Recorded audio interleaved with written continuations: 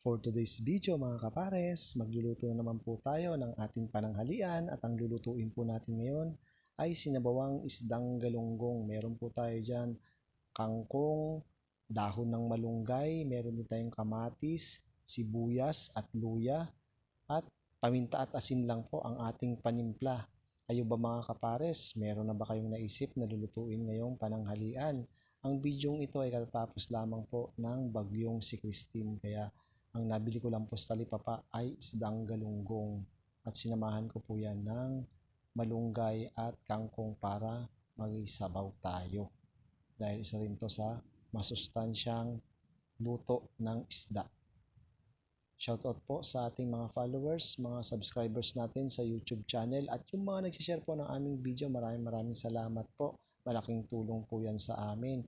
At ito nga, pagkatapos kong maghiwa-hiwa ng kamatis ay ito namang malunggay na to ang napaka matagal talagang gawin dahil marami kang hihimayin dito, makakaubos ka ng oras. Siyempre ipapas forward ko na to mga kapares dahil mahaba talaga ang pagtatanggal ng dahon ng malunggay.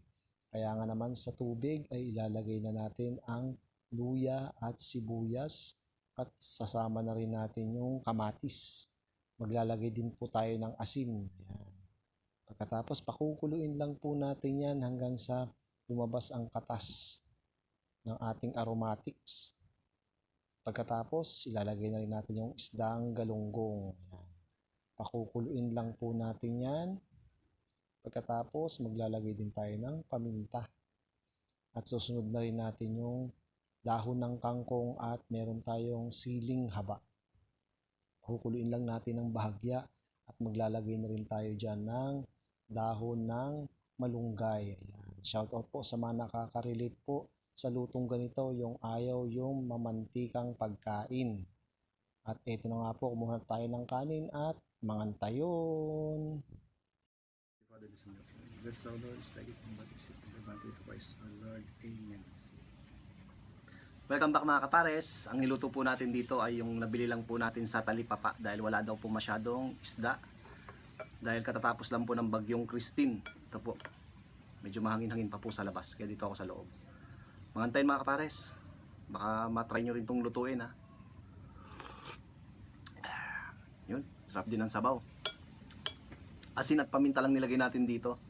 Tapos yung kamatis, luya at sibuyas. Yun lang po yung nilagay natin.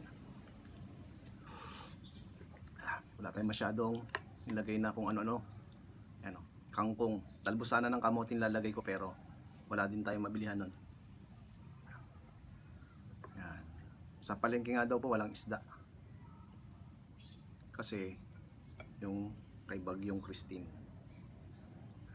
Kaya ito lang po yung nabili natin. Kain po mga pares.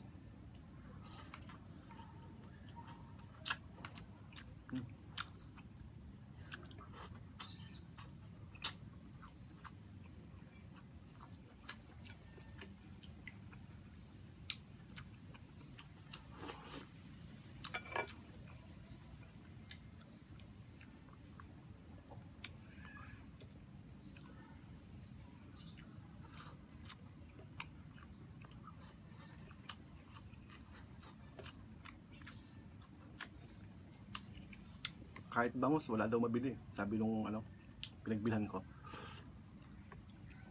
Frozen na fish yung mga mabibili.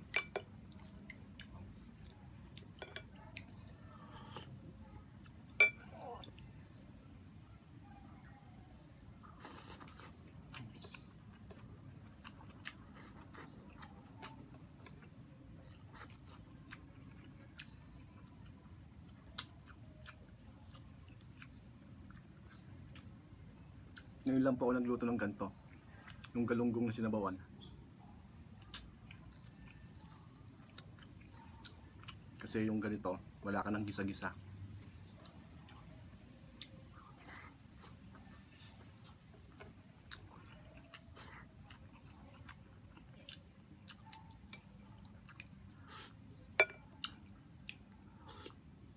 Kahit dati hindi ko pa niluluto itong ganito eh. Nagsubok-subok lang tayo.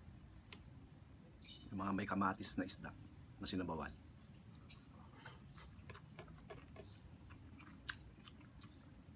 Kadalasan niluluto ko dito sa galunggong, prito. Diba? Mas masarap to pag prito rin, pero trinay ko rin ng sinabawan para may mahigop tayo. Pero okay naman pala.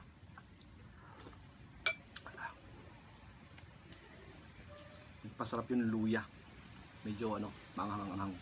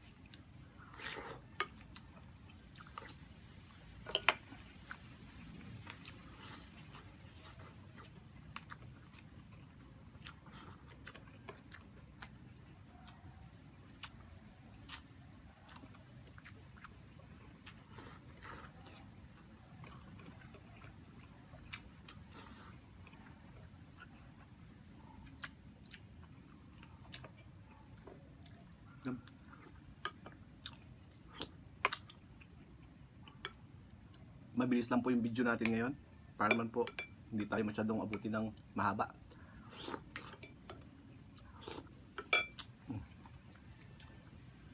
Yan. Sarap.